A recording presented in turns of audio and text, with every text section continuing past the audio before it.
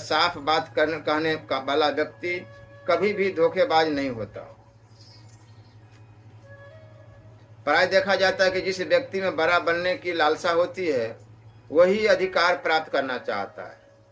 जो अपने शरीर को अच्छे वस्त्रों और खुशबू आदि से सजाता है उसमें काम वासना की अधिकता होती। मूर्ख और फूहर व्यक्ति मधुर भाषी नहीं होता।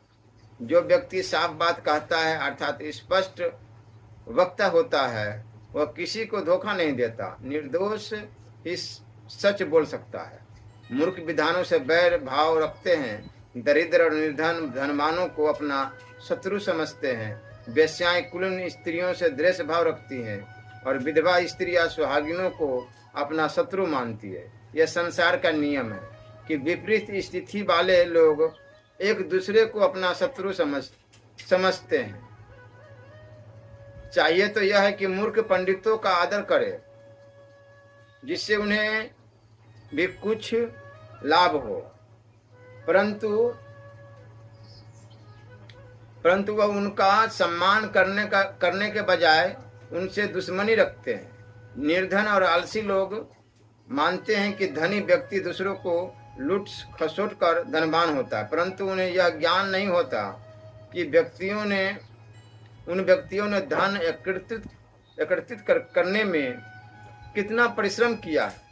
इतना ही नहीं, उसे संभाल कर रखने के लिए भी एक विशेष प्रकार से धैर्य और आवश्यकता होती है।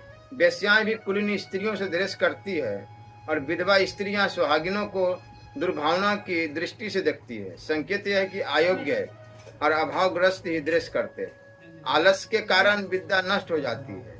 दूसरे के हाथ में गई हुई स्त्रियां नष्ट हो जाती है। कम बीज डालने से खेत बेकार हो जाता है और सेनापति के मारे जाने पर सेना नष्ट हो जाती है। इसका भाव यह है कि विद्या की प्राप्ति और उसकी वृद्धि के लिए व्यक्ति को आलस्य का त्याग कर देना चाहिए। आलसी किसी गुण को प्राप्त नहीं कर सकता।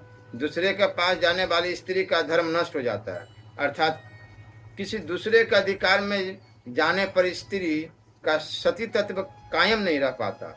यदि खेत में बीज बोते समय कंजूसी की जाएगी और बीज कम डाला जाएगा तो अच्छी फसल नहीं हो सकेगी। सेना का बल सेनापति से ही स्थिर रहता है। जब सेनापति मारा जाता है तो सेना का हार जाना स्वाभाविक है। विद्या की प्राप्ति निरंतर अभ्यास से होती है। अभ्यास से ही विद्या फलवती होती है। उत्तम गुण और स्वभाव से ही कुल का गौरव और यश स्थिर रहता है।